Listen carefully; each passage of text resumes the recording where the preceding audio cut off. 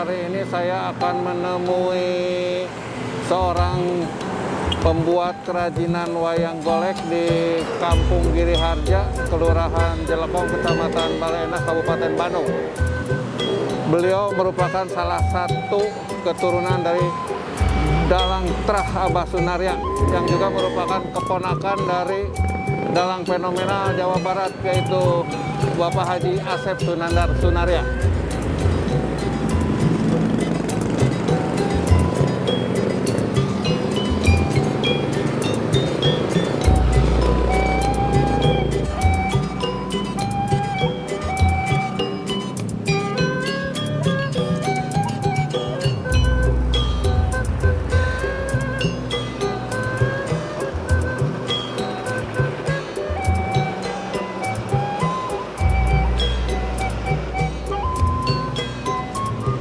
Selamat pagi teman-teman, jumpa lagi dengan saya Iwan Giwong.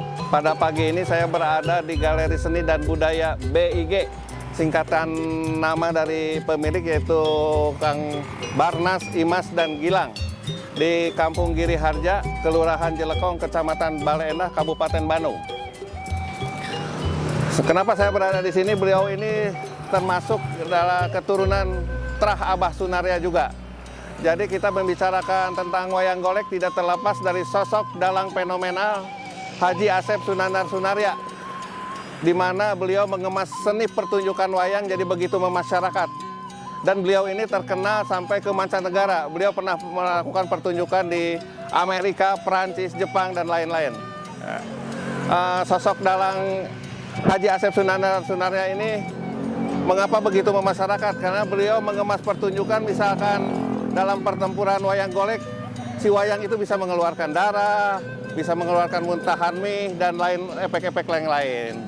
Nah, pada hari ini saya tidak akan membicarakan lebih lanjut mengenai seni pertunjukan dalang, tetapi saya akan mengangkat kisah tentang pembuatan wayang golek. Jadi mungkin teman-teman, golek itu artinya boneka, dalam bahasa Sunda, boneka yang terbuat dari kayu.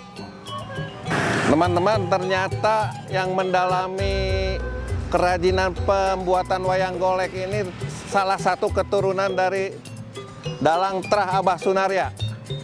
Beliau adalah Bapak Barnas Sabunga, dan ternyata beliau ini seorang doktor dari lulusan dari Universitas Pendidikan Indonesia dan mengangkat disertasi mengenai seni pertunjukan wayang. Judulnya Penguatan Karakter Bangsa melalui pertunjukan wayang golek purwa versi Dalang Trah Abah Sunarya. Sangat kebetulan sekali teman-teman. Nanti kita temuin beliau. Nah teman-teman, saya sekarang sudah bersama Kang Barnas nih. Kita tanya kenapa beliau mengangkat disertasi tentang pertunjukan wayang. Gimana Kang Barnas, disertasinya judulnya apa? Terima kasih Pak Dokter. Judul disertasi saya adalah Penguatan Karakter Bangsa melalui pertunjukan wayang golek purwa versi Dalang Trah Sunarya. Kenapa diangkat tuh? Karena dalam keyakinan saya, yang pandangan sederhananya bahwa dalang itu sebagai seorang guru bangsa, dalam pertunjukannya seorang dalang itu mampu menyampaikan pesan-pesan moral, baik melalui monolog, dialog, melalui juru kawi, melalui juru alok, juru tempas, dan lain sebagainya, sehingga di situ akan tertanam karakter-karakter yang baik begitu ya. Misalnya dalam dialog Kresna dengan Bima dan lain sebagainya, seseorang penonton mungkin akan melihat bagaimana karakter Kresna, katakanlah jujur, penegak keadilan, dan lain sebagainya. Misalnya mengenai Gatotkaca sebagai seorang perwira pembela bangsa yang memiliki sifat kesatria yang bertanggung jawab misalnya, atau melalui Cepot gitu ya, yang humoris, sehingga lebih mendekatkan kepada kekeluargaan begitu ya. Jadi banyak sekali perubahan-perubahan yang diharapkan seorang penonton wayang golek dari hasil tontonannya itu mampu merubah perilakunya yang lebih baik begitu. Kira-kira seperti itu. Ya. Nah teman-teman, beberapa waktu yang lalu saya mencari wayang golek, kerajinan wayang golek untuk sekedar hiasan di rumah. Kebetulan berkunjung ke sini dan kebetulan bertemu Kang Barnas ini dan melihat hasil karya beliau, ternyata sangat bagus. Terus dari segi estetika rapi, terus berkelas. Nanti mari kita lihat hasil karya beliau nanti. Terima kasih. Ya.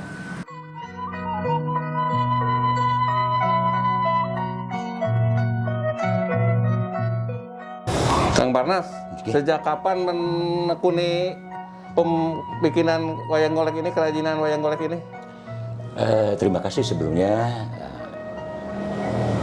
Kami sekeluarga karena menggeluti wayang golek itu secara turun-temurun ya, baik seni pertunjukan ataupun seni krianya.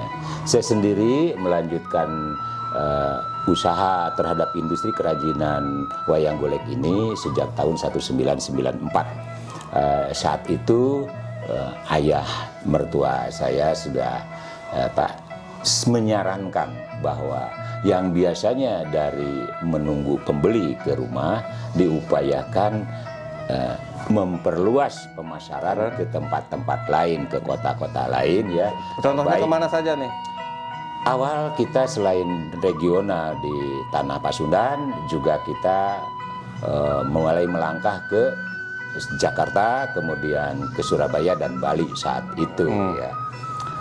Berkat sentuhan pemerintah saat itu, baik pemerintah kabupaten, provinsi, bahkan ke nasional, kita diberi kesempatan untuk mengikuti kegiatan-kegiatan eksibisi, misalnya melalui PRJ, melalui Inakrab, melalui Indo Expo dan lain-lain, sehingga dari bantuan-bantuan pemerintah tersebut memperlebar sayap untuk mendapatkan customer yang lain, baik di luar negeri yang lain ataupun ke mancanegara gitu.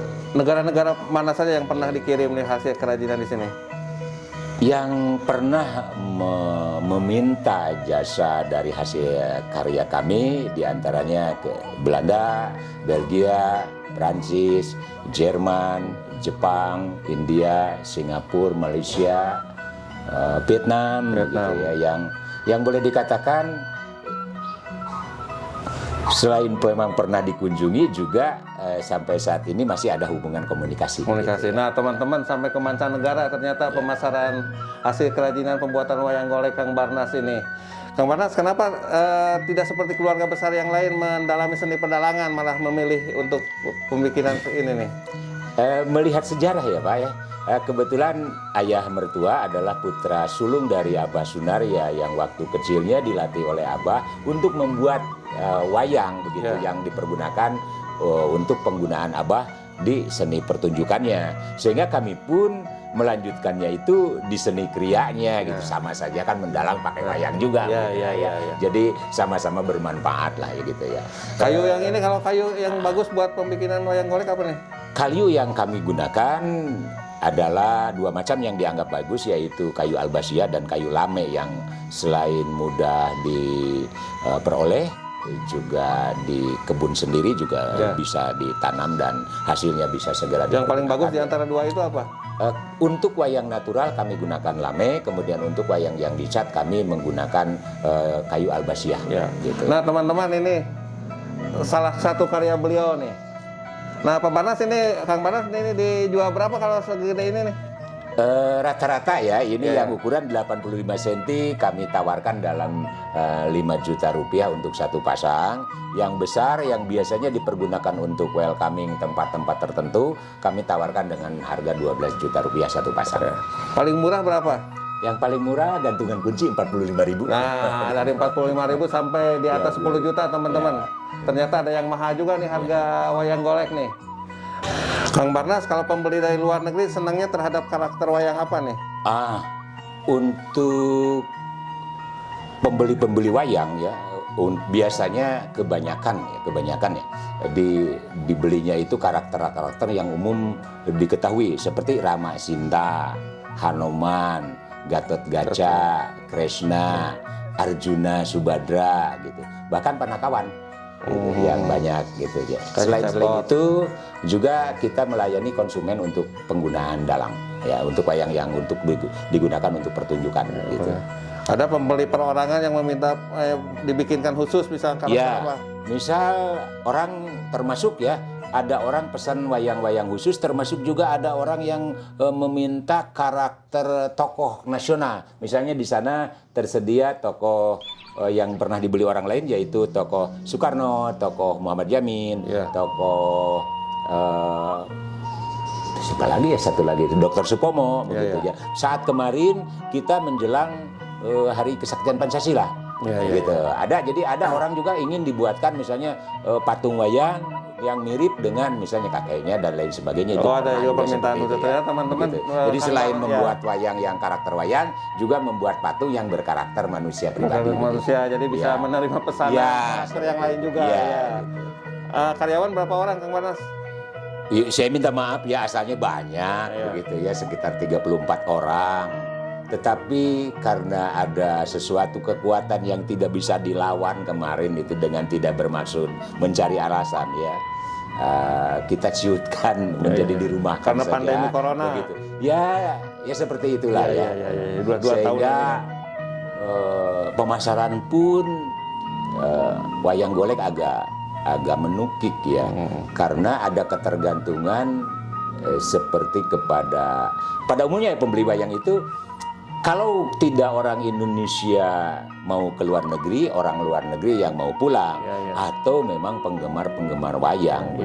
Jadi sekarang dengan adanya musibah seperti ini, bukan bermaksud mengeluh, tetapi banyak sekali yang membuat perubahan dari akibat itu. Gitu. Ya, berpengaruh terhadap dunia sangat usaha. Berpengaruh. Ada kolektor-kolektor tertentu yang sering kesini misalkan? Yang paling banyak membeli itu Bapak Menteri Luhut Binsar melalui asistennya Pak Lim Hiat beliau senang koleksi. Ya, dari Gedung Sopodel Jakarta. Membeli wayang dalam 2 tahun ini mungkin sekitar 600 jutaan. Untuk koleksi? Ya, disimpan di kantornya, katanya dibagikan kepada yang lain. Alhamdulillah. Alhamdulillah gitu. Kang Barnas, apa harapan Kang Barnas terhadap industri kerajinan pembuatan wayang golek ini? Sebetulnya kami sangat berharap ya, selain memang musibah segera berlalu, juga yang diperlukan adalah sentuhan pemerintah yang lain, terutama misalnya di bagian pariwisata dan